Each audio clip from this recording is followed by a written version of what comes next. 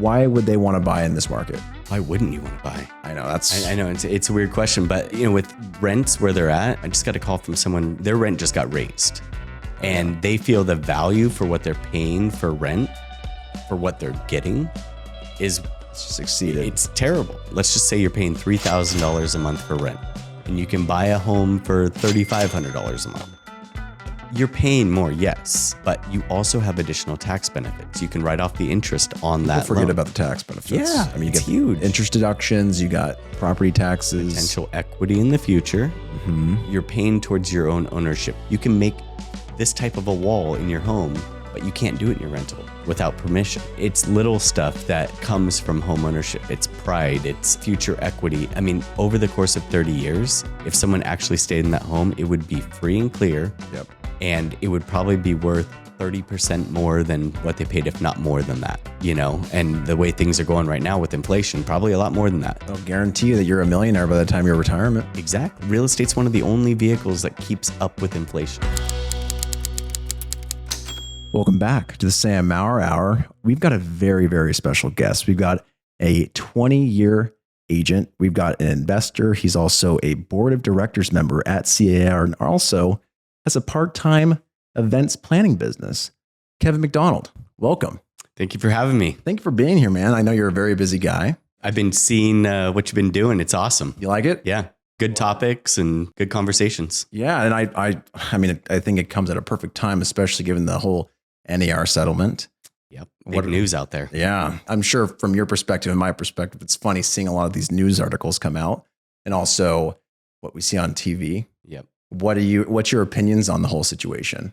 I think it's been mispublicized. People take headlines from some of the local news or even national news headlines, and they say stuff like the standard 6% commission is gone. I know. Isn't that funny? Like that's the standard of what we do. It's never been a standard, at least in California. Other states, I don't know how they do it, but I'd imagine more Midwest, South, like when there's lower price points, but still. It says in very bold letters on our contracts, commissions are negotiable. And really, sellers have never been, they never had to pay a buyer's agent. Right. It's never been required. When it comes down to it, though, how many people are going to work for free? So sellers will shrink their buyer pool down significantly if they're not paying someone to show their home. Right. Yeah. And honestly, when it comes down to it, what you're saying is if you're not offering a commission on the other side, you're pretty much saying, okay, any buyer's agent, which one buyer's agent can know hundreds of different other buyers or just a sphere of influence alone. And they're eliminating that as an aspect because come July, there's going to be a requirement to set a set price for your services, right? Correct. Well, you can talk more on that. On a buyer broker agreement, yes, we're going to have those to represent buyers. And if the seller does not pay, then maybe there is compensation from the buyer side. So what a lot of people are not talking about is how will this affect buyers? If they're already coming in with their down payment and closing costs, how much are they going to have to pay their agent for representation? Or if they do have to pay their agent, will they forego that and maybe not have representation, which would be even worse for our industry? I think there may be more dual agency, which really the listing agent represents the seller. So how could they realistically represent both sides? And I think there's a lot more to talk about in this. And really this settlement is not court approved.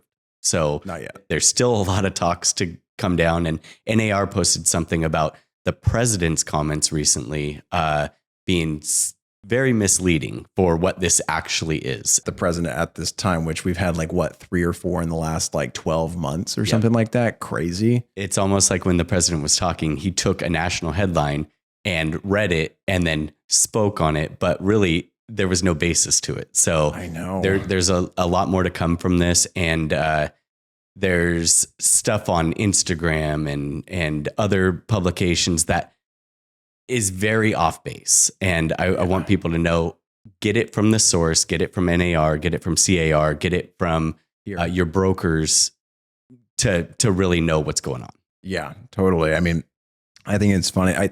Apparently I was talking to an agent earlier today and he was already saying that in their brokerage, he knows of 2 people that already left because of it. I'm like, why? for me, that kind of communicates that they don't have their value proposition down. Yep. Right. So, I mean, if you can't clearly state your value, then why are you in this business in the first place? Everybody is going to need to start letting buyers know and sellers know what your value is and why they should work with you. And I think it's good. Yeah. I mean, buyer consultations were really, that should be a thing that is always happens. I know you're a big proponent on buyer consultation. 100%. You're setting expectations for what the client's looking for and what you're going to provide. Understanding what they're really looking for. How can I help? You know, I do a wants and needs, and the wants, I say, maybe we'll get some of those, but those needs we're going to hit, you know, and we're going to make sure. And then I want people to know that if they're not thinking of something, so if they're looking in one specific area, I may know of other places, you know, that we can go to, but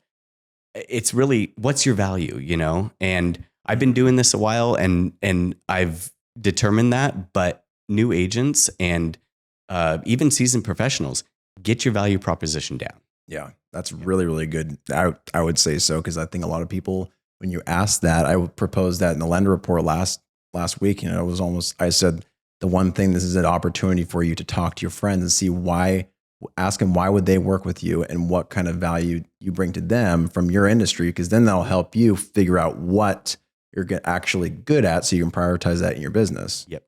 100%. Right. You got to look within first and then you can provide.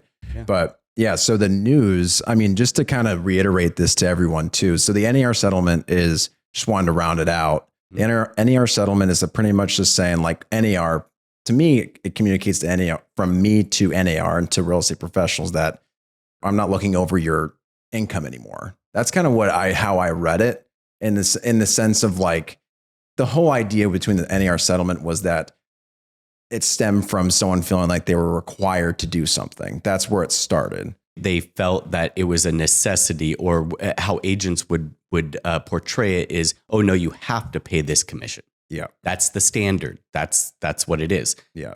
It's more about clear communication. So of what it would provide. Well, what it would provide, but also that sellers really, they don't have to pay anything. And this is the possible outcome of that. Right. Buyers, how do we get paid to represent you? Right. And a lot of buyers do not know. And now when a buyer may pay X amount for a property and the seller's paying that commission to the buyer's agent, could they have gotten a better deal if they didn't have a buyer's agent? And basically, it's all about clear communication. Do the sellers and buyers all know how this works and how real estate agents get paid?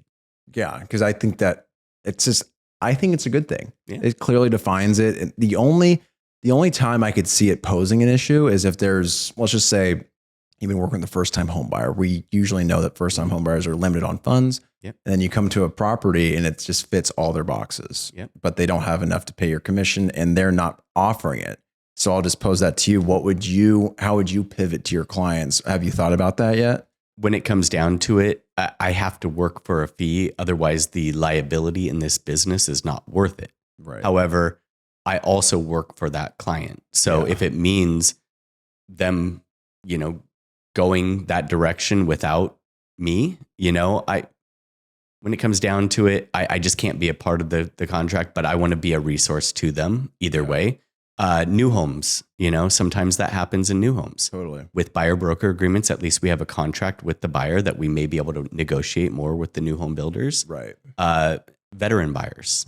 Our veterans are being left behind in this because that's what I think of too. They cannot pay that commission to a buyer's agent even if they wanted to. Yep. 0% down, low closing costs, lower rates, meant to be affordable. So what I would almost ask is this going to be maybe a Freddie Fannie change where there could be credits that are initiated to help offset the buyer's agent's commission? Yeah. Nothing's been proposed yet. I haven't seen anything come out from Fannie or Freddie yet, mainly because it hasn't affected them personally yet. Mm-hmm. And it usually on the lending side, from what I've been in the business for the amount of time I have, with my father being it for 40 years, that's kind of seems to be the case, to where they only do something unless it's affecting them now. Yep. And it's not even settled yet. So, right. And that's probably why they haven't issued anything yet, because you can't really make that, because that would be like a legislative change, because Fannie Mae and Freddie Mac are government entities. So it would be interesting to see. But honestly, I could see it really coming down to, if a seller, it's been sitting on the market for a little while, they're not offering a commission, now at the point that listing agent can clearly state, see, it's not working very well, but we have a buyer here. Let's negotiate with this buyer's agent to make sure that they can get compensated to some degree. Maybe it's not the full 2.5, but maybe you can negotiate it in, because it comes down to how much demand is your property getting. And if you have demand, there's no other demand, you're probably going to make it work. Exactly. Right. Do you take a lower price for your home by not offering a commission, or do you list it reasonably with a commission and, and expose it to all the buyer's agents out there that have buyers? Right. I've heard back and forth messaging on, or explanations on, if the commission is factored into the price. Are you on that camp or not? Because I'm curious, because I was trying to think about that the other day, to where I heard a couple of agents saying that, I mean, it's always been factored into the price. The comps are all factoring that within, but I don't know if it's as black and white as that. From an appraisal standpoint, a concession is a concession. So whether it's a seller not paying a commission, like for sale by owner, for example. Yeah. So sometimes that is factored in to an appraisal. So if they get less, but they weren't paying a commission, that would be a factor to an appraiser. So when it comes down to it, really, it comes down to a net value to the seller. Okay. So that net value is going to be important. So if a seller doesn't pay a commission but is still getting their same net, or if they are paying a commission and they're still getting their same net, how do you look at that? Yeah, that's interesting, because I think that, well, from a lender perspective on my end, it's commissions are never looked at as concessions. So the question is, if because it's clearly stated in a contract, if you're asked for credits, you know what you're asking for, but you never have a separate addendum and for a commission unless you're taking a portion of that to put towards. It's odd that it's positioned that way.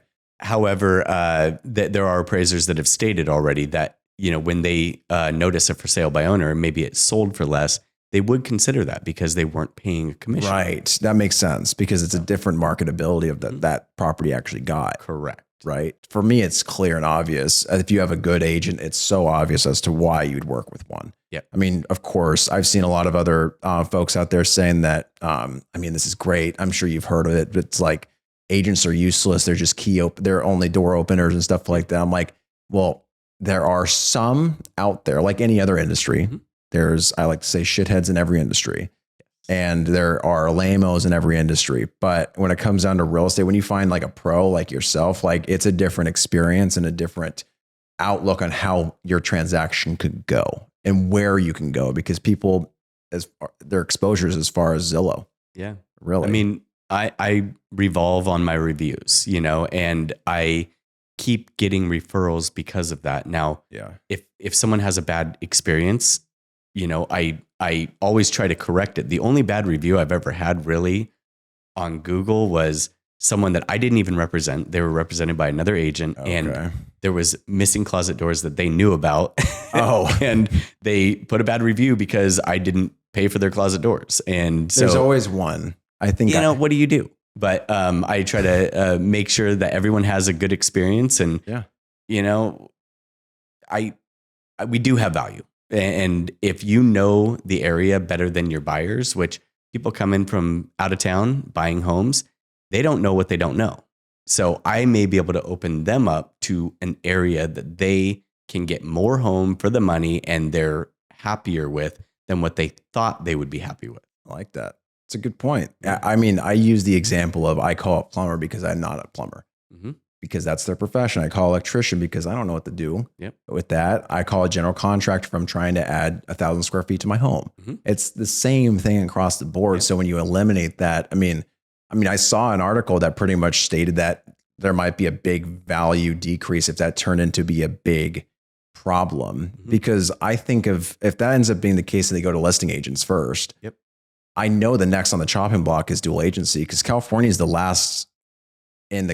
the last in the country that allows dual agency. A few other states that are doing it, but if that goes away, it's a real tricky thing, because in our company alone, we have 650 agents. So you can always make sure that if they come to you, you can at least refer to someone else to make sure they're properly represented. The problem is, if you're under the same broker, it's still dual agency.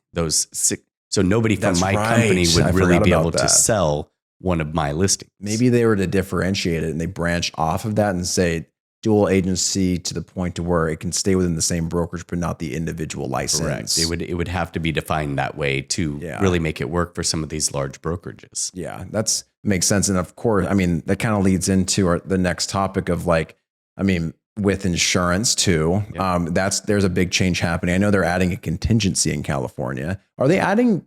This is a good question because you're on the board of California Association of Realtors. So does the insurance contingency, which if you aren't aware, if you haven't bought a house, there's contingencies in place that essentially, let's just say the loan, it's a 14-day loan contingency. If you're 17. Yeah. Well, I don't do anything longer than 14, okay. Usually 10. But let's just use the example of 17. Okay. The lender has 17 days to give authorization to the agent that the loan is solid. There's no issues. Release it, essentially saying that there's contingencies in place to make sure that if there's any issues, you can back out with getting your earnest money deposit back. That's the idea of contingencies. So what they're adding is an insurance one. Correct. It'll be interesting because, I mean, California Fair Plan is like 30 days to process, maybe 21 if you got someone that's like just on it. But did they talk a little bit about that when you're in, where were you? It's not Carmel. It was Monterey, right? Monterey. Yeah. Beautiful Monterey. And we did a lot of talk about insurance.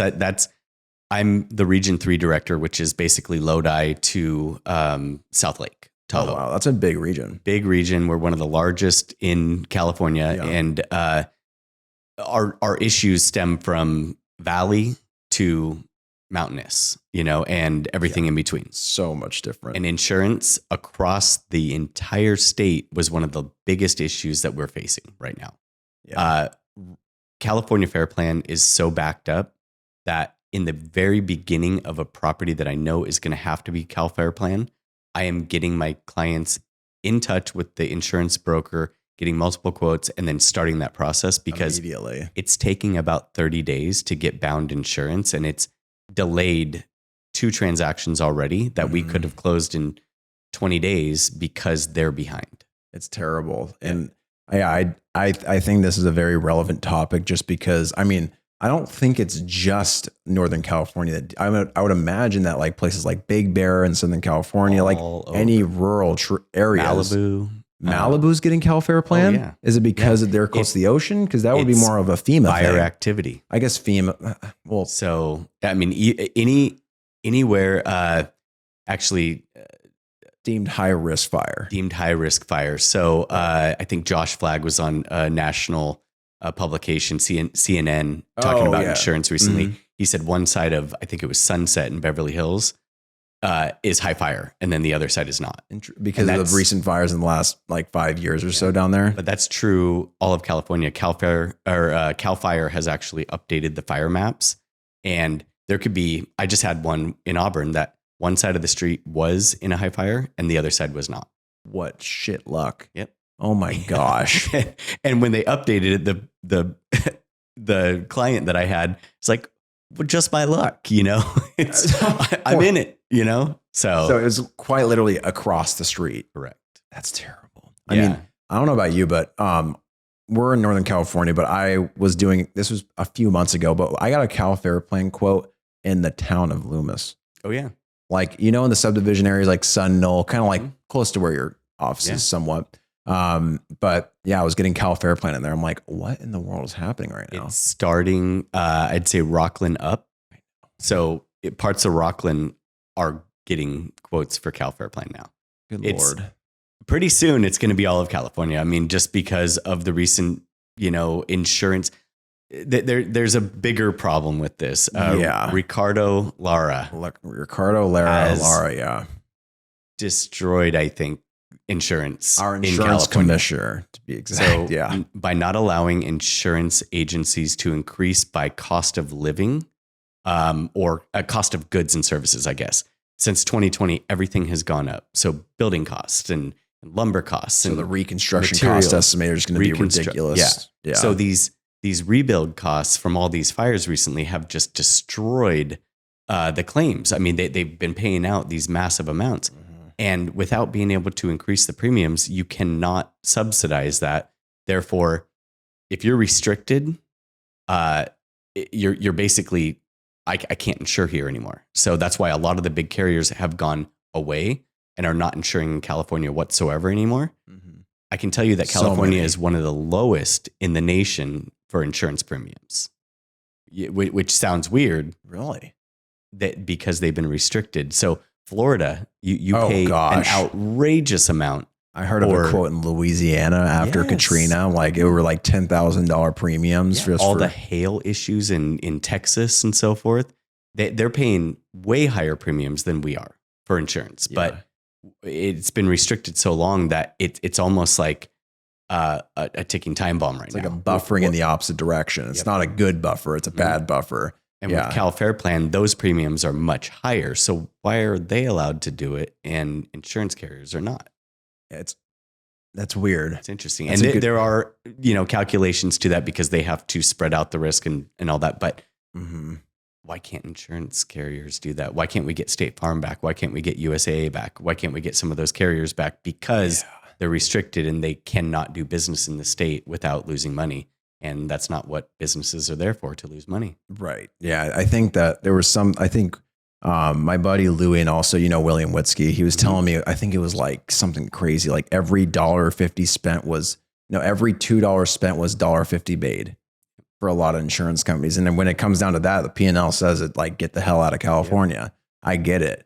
But yeah, I was looking in that. I don't want to get too crazy political, but I want to say that the Ricardo Lara insurance commissioner, it makes sense. He was just a politician. I don't know why he was in that position in the first place. Not even in an insurance background.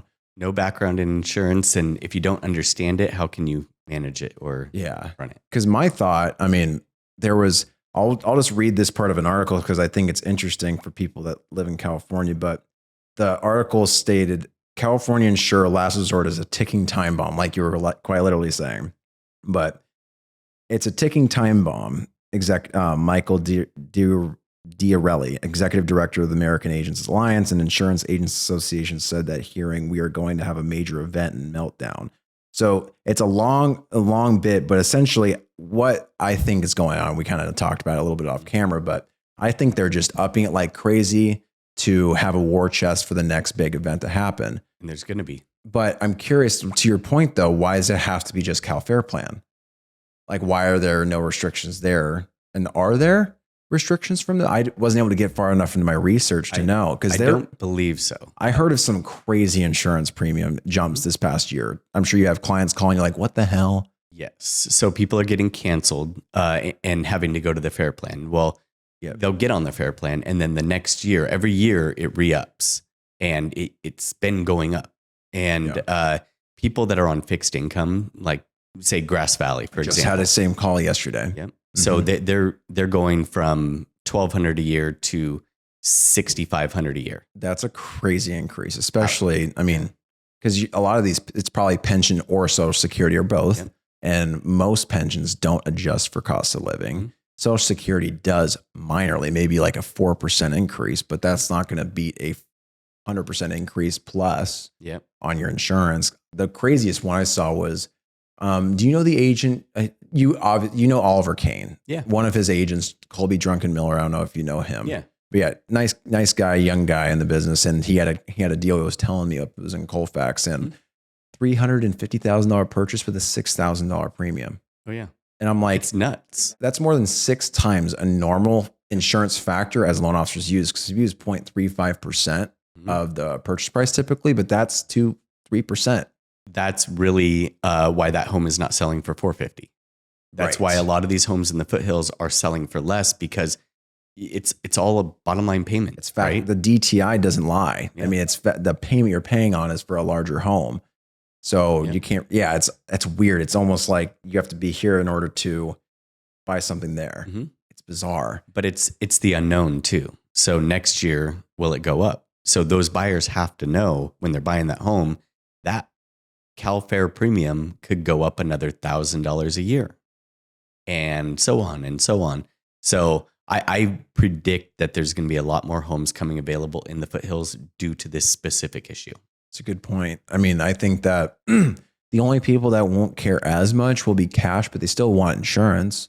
Yeah. lenders will require it. So it's going to limit the amount of buyer. I mean, I can't even count, but I would say probably one of the last 3 of the last 5 that were looking Auburn up went back down to like Orangevale, like Fair Oaks area, just because it's like they got to the point where like, I can't even afford 450, but Sam told me my budget's at 550. What gives? And I like got a $6,000 premium plus your regular DIC policy, which is absurd. What happens when it goes down the hill? What happens then? It's a good point. Do you see any what, in your opinion, if you were to be like, all right, I'm going to take the insurance commissioner's position, what would you do? Or do you have any? I would get him out of there. Yeah, that's one. Well, assuming you take his spot, he'd be out. Gosh, what would I do? I mean, there's so much to correct. It's been completely. It's been patched for too long. Well, it's been mismanaged. Yeah. And at this point, I think the insurance companies have to get together to figure out what could be done to bring them back in. Until we get the competition back in, we will not have fixed insurance. We will not have anything that is corrected. That's one of the beautiful things about capitalism is the fact that it incentivizes inventors or just being competitive among pricing or improving each other. Like, I mean, that's why, I don't know if you noticed, but every single lender in the room will say like, I've got this, I got this. Well, I've got this now. Like, but that encourages innovation. Yes. So the more people that are competing, the more that they're going to give you a better product. So it's like right now, Cal Fair Plan's monopolized to the highest degree. So I think that they're developing a war chest, but I think about it in terms, the way they say it, it's like, I don't know if I'd be curious. I think from the perspective of if I were to go in there, I think you'd have to assess what the surplus of funds is there. And then I think what they were talking about to try to improve it is just to develop machines and systems to be able to even just track it even better as to what weather patterns could happen all the way out to a year. Correct. So, but I'm not a scientist. I'm not smart enough to know that shit. Well, that's all happening right now with AI and all that. And that's going to be coming down the pipe, but that should, in fact, if we know it's coming, we should be able to figure it out. That's the future. Yeah. That's the future. That's some movie stuff. But that should lower premiums, you would think, right? You'd think, because then it's trackable. It's kind of like the idea of, I mean, we're kind of already there with hurricanes. We are. Yeah. We're there with, it just comes down to the time frame of which we can track it. Like if we could track it a year out, then like, but I'll pose it back to you. If we know it, like, let's just say we know that a fire is 90% likely in the month of July this year between week 1 and week 2, let's just say, how do you prepare people? For me, I can only see it as a requirement to make sure everything's fire hardened. I don't think you necessarily and give incentive people. But it's the Firewise communities they're starting to do. So it's not just Colfax, Forest Hill. Yeah. And so if everybody in the community does it, then that means that neighborhood is safer. The problem is when you have one person with overgrown grass and dense trees and all that, it's going to jump. It would jump and then that would get really hot and then go to the rest of the home. So you have to have everyone on board to do this work to get the homes ready. Yeah. So the Firewise communities do have lower premiums because they're there. You also want to look out for fire hydrants nearby, fire stations nearby. That would help with premiums ultimately. Yeah. I think that in combination with being able to track super far in advance, like if, let's just say State Farm were to come back, because State Farm was the best. I mean, my parents still have State Farm and they're not going to go away, but make sure they pay their premium. Oh yeah. I make sure I tell my mother every single year. But I think it'll be a combination of just knowing how far out, like 12 minutes advance, plus if we're to bring State Farm or Farmers back in and just say like, well, Farmers is still writing, but let's just use State Farm. They're the first ones. They're the biggest story. They come back. It would have to be like part of their underwriting requirements to have proof. You know how they have Cal Fair Plan. You take a picture of it showing the address with the full front and back, et cetera. They do that, but improving fire hardening with a physical inspection. So like, let's just say in order to close on time, you're able to take a picture and you have a personal guarantee this is done. And then post close, you have to get a final inspection. If you don't, you're in Cal Fair Plan. Correct. I think that's the best way of going about it. It sounds dictatorial, but that's the only, everyone's got to band together. That's how everything's been changed in the past is everyone banding together to get something done. Yep. It's not going to be done by one person. Cal Fire, like in El Dorado County, for example, they have to do pre-fire inspections or pre-sale inspections, I should say, to make sure that the home has defensible space and all that. They're trying to make it a point of sale issue right now. That's another big thing. So there's only about 6 inspectors in El Dorado County, and that's a very wide area. And they are pushing time limits out 30, 60, 90 days on some of these inspections. So are they fire inspectors? Are they who are they done by? They're done, I believe, by Cal Fire is who's actually doing them. If you're looking to make some money, go to Cal Fire and try and be an inspector. It's high demand. It's going to be if they put it at point of sale, because that's going to have to be done, and the work's going to have to be done prior to close of escrow. So now if there's... It's almost like FHA or VA, I should say. Yeah, if there's $50,000 in tree work that needs to be done, who's going to pay for that? Buyer, seller? Is it a mix of cost? Is it, It would cause a little bit of hubbub between with agents and like, I'm just been trying to get this listing done for 6 months, XYZ. But I think that's a long-term return on your investment to be able to have a better living situation in California. So it's like, which one you want to do? You just want to keep letting it bleed and keep trying to patch it with higher premiums every single year? Or does everyone want to do something about it? Yep. I think it starts with us for sure.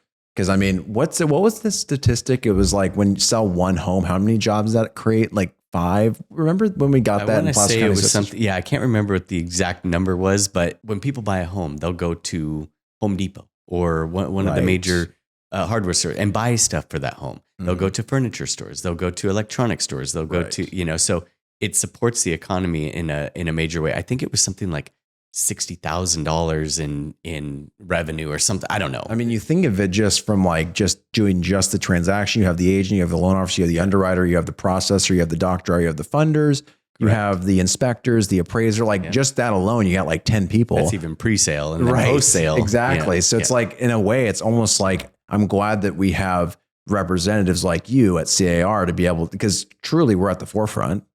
I mean, no one else is going to be prepping that home prior to a new owner being there. Yep. So it's just the toughest part's going to be the current owners that are not buying.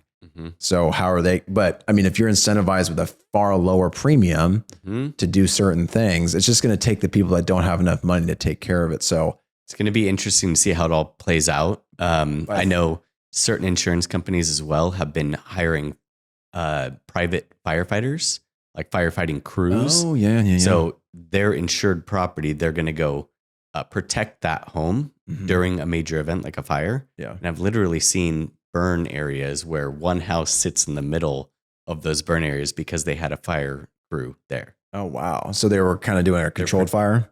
It's cheaper. It's cheaper than paying out a premium. That's a good idea. Not necessarily a controlled fire, but like they're fighting the fire from that spot.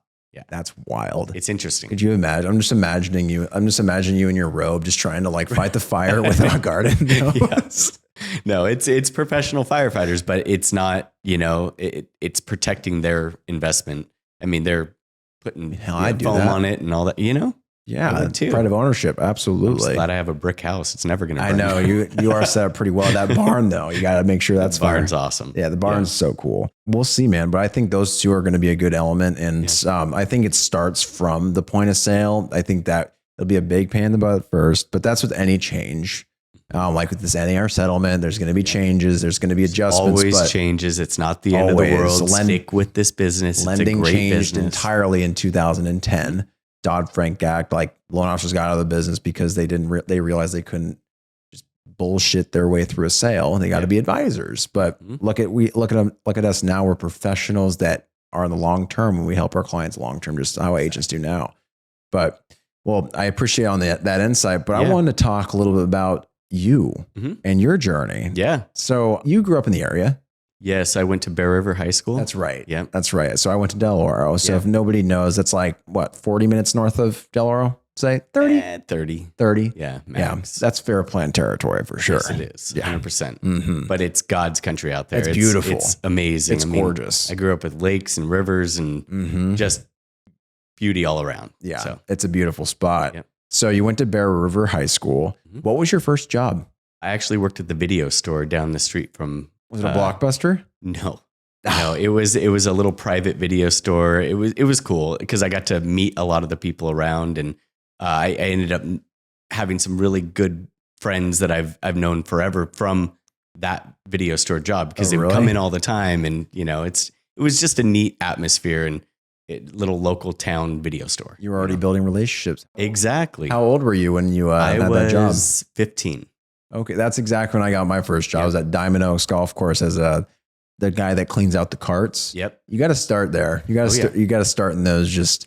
I think a lot of people that are young, they want to go straight into those like high C-suite executive types, or like got to be making. You got to start at the bottom, right? You have to. I think that I just had a video come out pretty much saying like, you can tell, and you're one of them. You can tell when people have gone through the shit, have actually gone through a real process instead of like, your dad gave you a book of business and like, let it ride, kid, or just put things handed to you. It's a different conversation. I'm sure you've 100%. Talked to many people that are like, man, this guy's got a great story. Like you can tell, but the other is just like, it's great. He's doing well, but there's not a lot of surface. It's a little more surface. Yeah. I wasn't handed anything. And literally when I started, I was the first person at the office, last person to leave. And I'd work weekends because I knew that I needed to hustle hard the first at least 5 years before things got rolling. Well, when I started, it was 2004. 2004. So that's 20 years. Yeah. And I'd say in 2006, everything kind of stopped,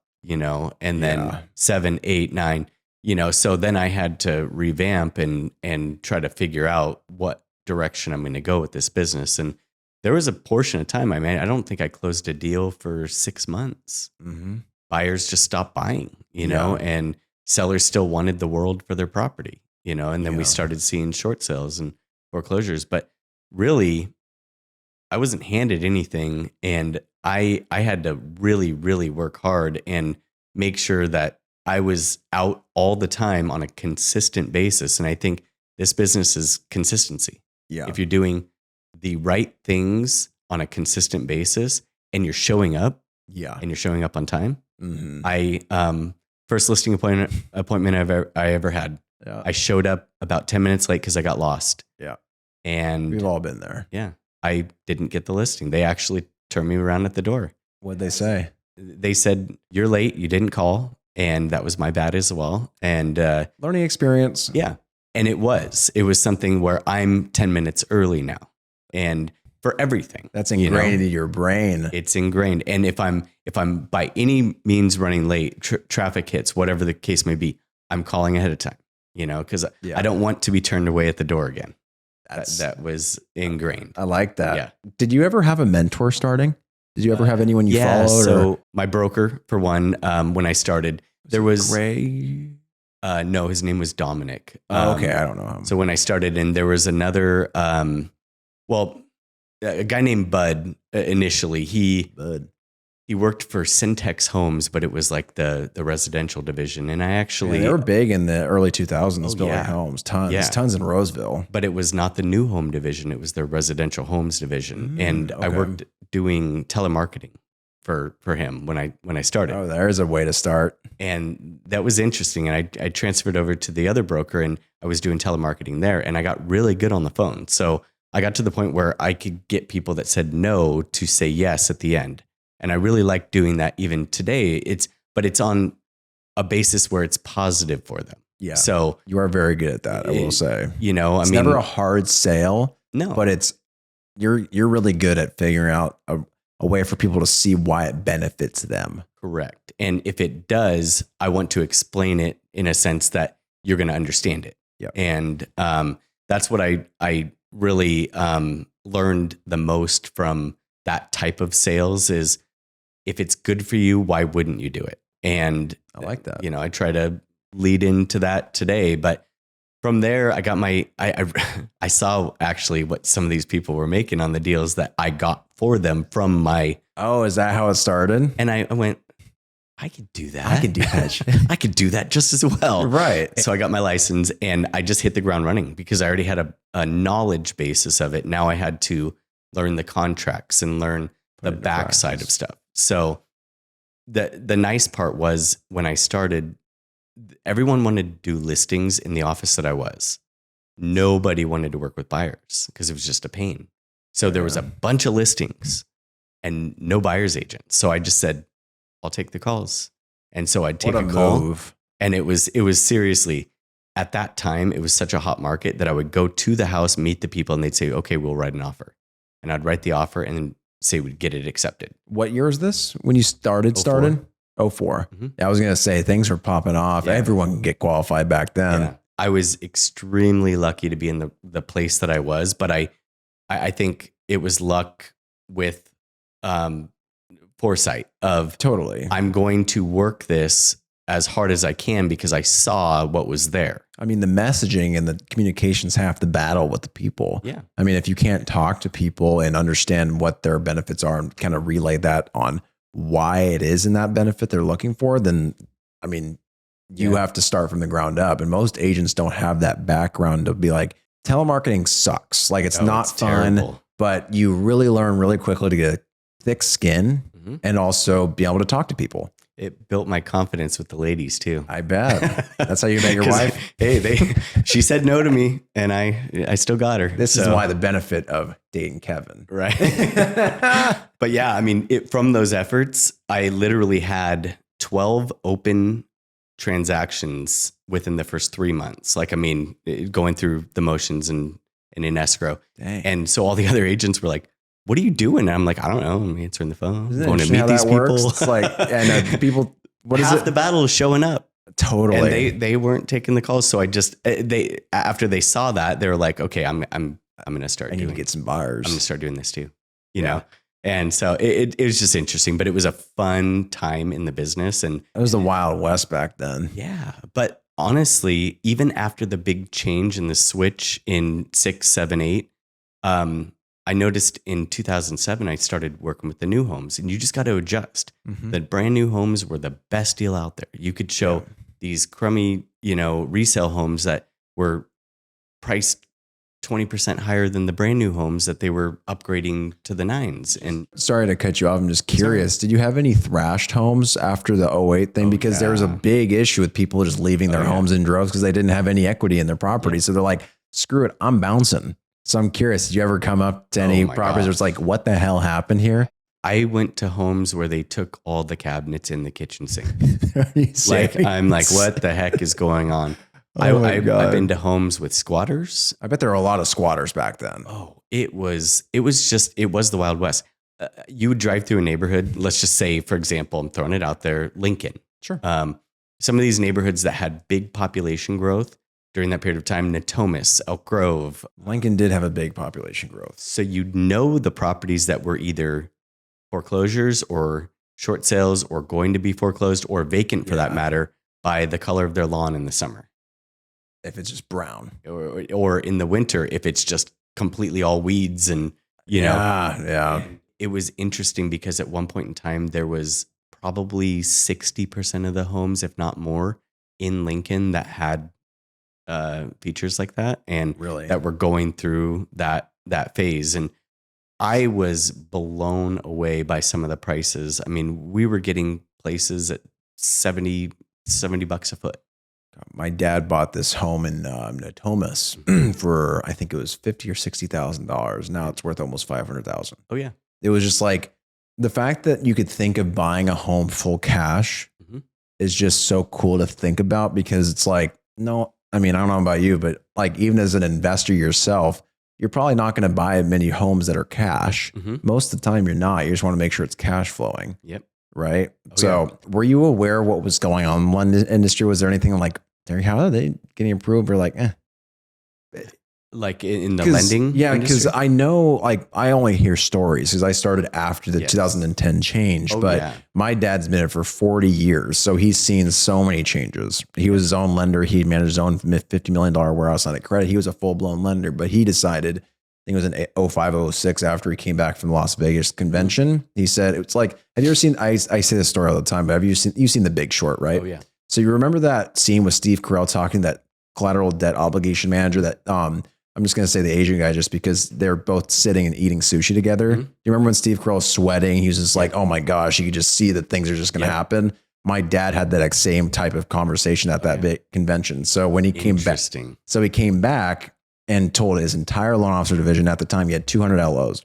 He said, you will not do subprime loans on my line. You will broker everything out. And everyone had a bitch fit, every one of them. But guess what? That saved him. And then he coordinated and sold the company. So the reason why I asked is just because I haven't really heard it from an agent's perspective. Did you understand what was going on in the lending industry? Where you hear talks of how people are getting approved? What was your exposure to that? So obviously none of us could have seen how bad it would actually get after the fact. Because you're not in the weeds with the numbers, not understanding you're not fudging anything because you're but on the real estate side. There were a lot of loan officers out there that were doing the pick-a-pay loans, which is the negative amortization loans that literally that the person was barely making that payment work. Yeah.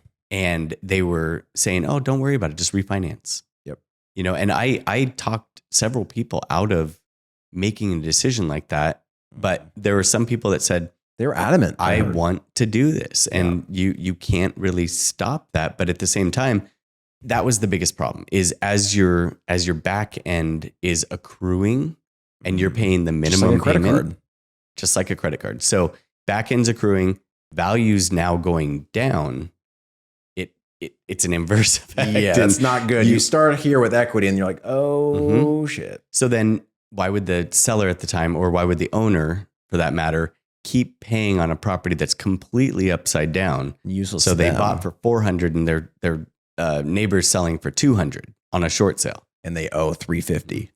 Yeah. There was a lot of strategic short sales. There was a lot of just random stuff that was happening. And I can tell you it was the Wild West for a while. Yeah. It was incredible to see that type of an environment and go through the high, the low, and then I would say we're in a very good positive market right now, but there could be changes. Totally. The market's controlled by a lot of different factors. Rates went up and it hasn't affected our market that much, but affordability really isn't that great right now. Yeah, it's rough. And so local buyers are getting hurt more, but we have a lot of people that see the value in our area.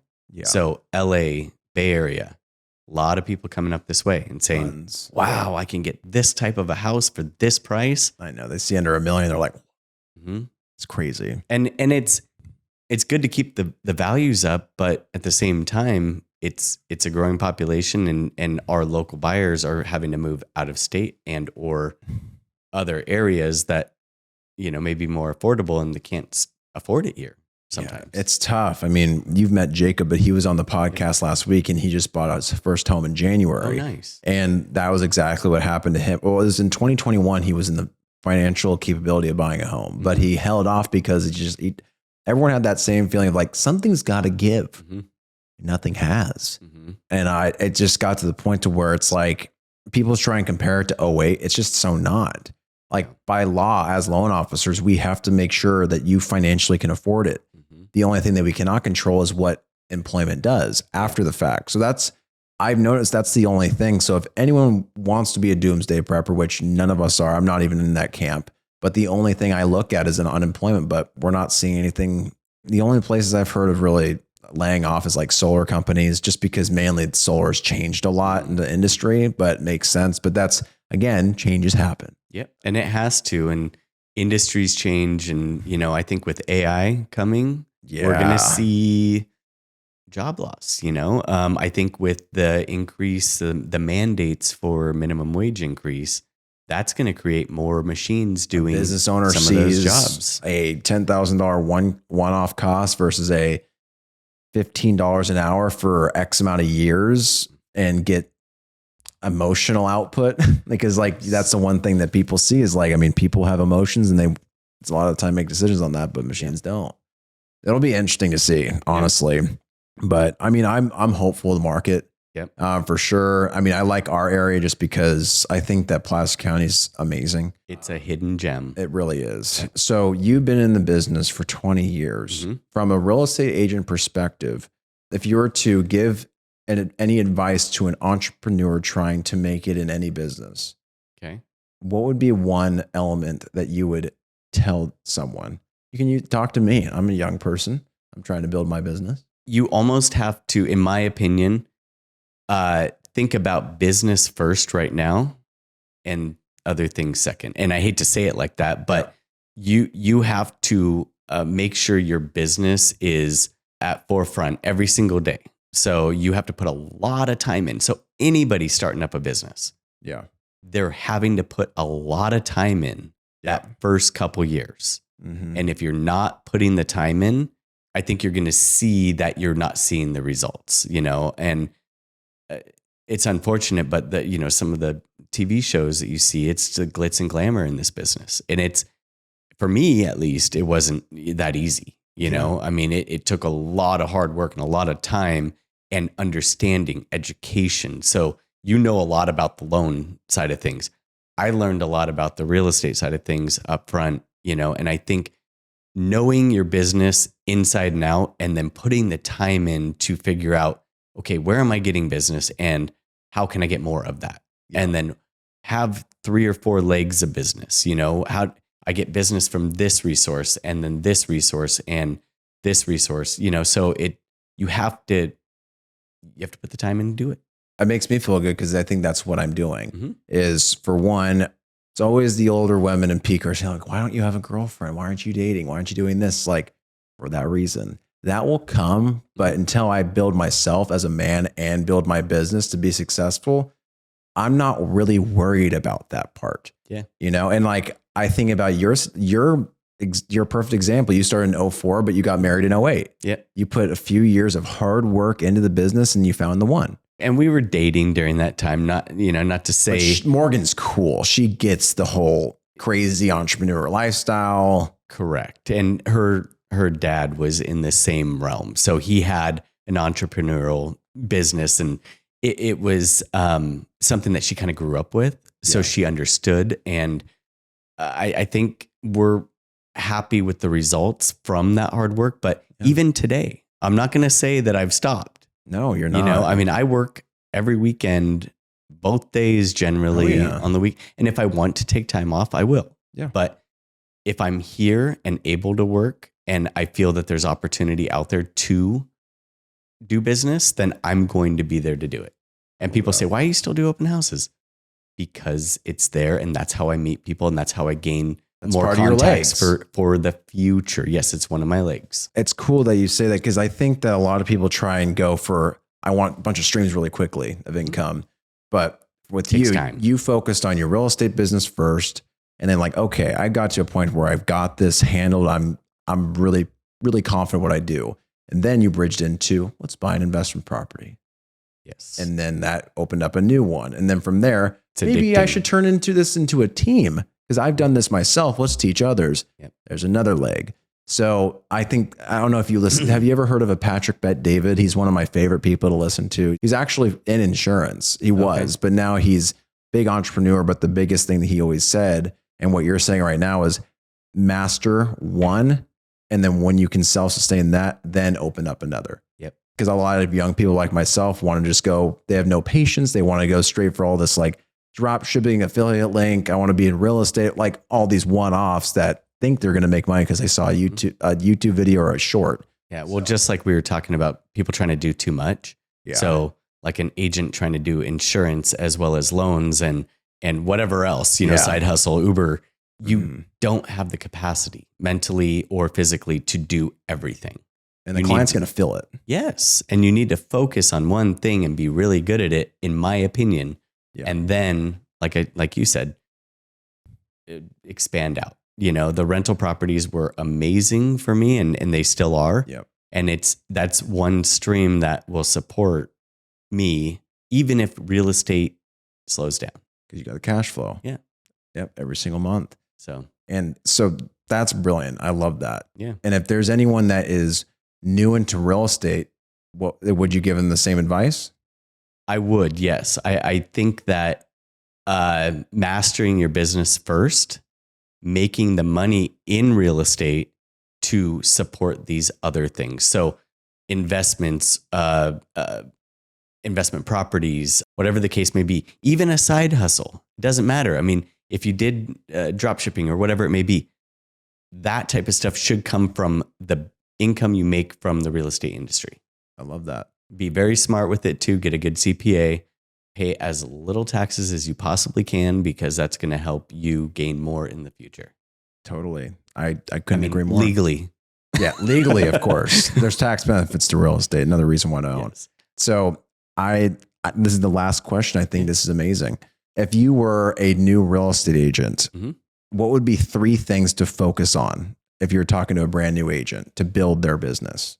Brand new agent just starting. Yep. Just starting. To build their business. I would say any brand new agent, first and foremost, I would say education, because you don't want to look dumb when you show up and you get the client, right? Yeah.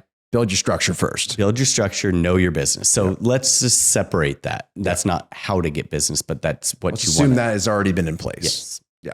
So now I would say sphere of influence, 100%. They know, like, and trust you already. So they would be the people I would go to first. You start to build that and you put out success. So if you get on a team, that's another thing. Get on a team. Okay. Get on a team that will help you with business building and possibly give leads as well. Sure. That the team atmosphere, you have people around you that will help you and help you grow. The energy, and it gives you the ability to have touches. Correct. Yeah. Correct. So you got sphere of influence, getting on a team. You work that team for their success. So if someone on the team has a closing, post it out there. We just closed as a team this property. Your sphere is going to start seeing that. You can get many more people that you're in touch with on a regular basis. It could be the person that you go get your coffee from in the morning. That's now your friend on social media that knows, likes, and trusts you. They're part of your sphere. So you want to grow that and try to get business there. Thirdly, this is a people business. You need to be comfortable getting in front of people. So the more people you know, the more people you're in front of, the more deals 100% you'll close. As long as you're not a weirdo. Yeah. Work on your people skills. We're assuming that's good. People skills, good. Okay. Get in front of more people. I do a lot of networking. That's one of my big legs of business. And I've learned that there's people in this industry, even realtors, that you would think, why would you network with realtors? Because we all do different things in this business, and we all are specialists at different things, and we all work different areas. I love networking with other realtors, other industries, business professionals, tax advisors, insurance people, lenders, credit repair like Gerard. Credit repair. Great. I mean, anybody in any other industry, they are in front of so many other people on a regular basis. If you can get them to trust you to send some of their clientele over to you, those people already know, like, and trust that person. So if they refer you to, or them to you, you're already a mile ahead. It's already warmed. It's warmed, and it's pretty much in the bag as long as you show up and you're professional and you do your job. And you're not weird. All right. You just can't be weird. Sometimes you can. I mean, it depends on the client. So sphere of influence, we got be on a team. So we got the energy and also the amount of touches, and then being in front of people. Networking. In person. What are you already doing? Are you going to kids' baseball games? We'll sponsor that. And then start getting in with that whole crowd. Make sure they know you're a realtor. Wear a shirt that says realtor. I don't know, something. But make sure they know what you're doing and that you're passionate about it. You're sharing little stories all the time. The person that you go to through at the grocery store line all the time, maybe it's the same person and you get to know them. You never think about that. Tell them a little story about real estate. I told you about your garbage men. Yeah. I thought that was a good idea. Men. Amazing. They're always hitting houses. Yes. They know people. Bankers. They're UPS awesome. drivers. A lot of people just put their check in electronically. I never do. I go in every single time. Me too. I do the same thing. And I tell them a little story every time, like, hey, what happened today? It's just, they know that I'm a realtor every time I come in. And I've gotten business from it. It's funny you mentioned that. Omar at my bank, he's like, I got a loan for you in the next 6 months. I'm like, yeah, I didn't ask for it. He just knows what I do. He sees my checks, make capital mortgage. What if you did ask for it? Maybe you'd be even further ahead. Don't be afraid to ask for business. It's a gold nugget for me. There we go. Ask more. Ask more. Love that. Can't be afraid of this business. You just got to embrace it and power forward. I love that. Why would they want to buy in this market? Last thing. Why wouldn't you want to buy? I know it's a weird question, but with rents where they're at, I just got a call from someone 20 minutes ago or maybe an hour ago, their rent just got raised. And they feel the value for what they're paying for rent, for what they're getting, it's just exceeded. It's terrible, and rents have been going up. So if you're paying rent, let's just say you're paying $3,000 a month for rent, and you can buy a home for $3,500 a month. Mm-hmm. You're paying more, yes. You got to make sure it works for your budget. But you also have additional tax benefits. You can write off the interest on that. Forget about the tax benefits. Yeah, I mean, you it's get huge. Interest deductions. You got property taxes, potential equity in the future. Mm-hmm. You're paying towards your own ownership. You can change. You can make this type of a wall in your home, but you can't do it in your rental without permission. It's little stuff that comes from home ownership. It's pride. It's future equity. I mean, over the course of 30 years, if someone actually stayed in that home, it would be free and clear. Yep. And it would probably be worth 30% more than what they paid, if not more than that, and the way things are going right now with inflation, probably a lot more than that. I'll guarantee you that you're a millionaire by the time you're retirement. Exactly. And real estate's one of the only vehicles that keeps up with inflation. Yep. So if we're in this category right now, people need to buy, I think, just to keep their money safe, and Yep. If you can do it with little to no down, even if you don't have that down payment, get into something that's affordable. Like if I was in your position right now and didn't have a family or as far as living with you, I would buy a duplex or a triplex or a fourplex, and I would just buckle down, and then I'd rent every single other unit, and I would have them paying for my mortgage. Yep. Trust me, I've been trying to find the right one for so long. It's going to happen. You're going to find it for me. It's going to happen. If anyone needs to buy real estate in Placer County, Sacramento County too. And El Dorado. Yeah. Yuba Nevada, too. Yeah. Yuba. Northern California. Hit up my boy Kevin. He's got you on the real estate for sure. Yeah. But I just want to say thank you so much for being on. Thank you. Thanks for all of your insight. Until next time, see you guys later. Peace.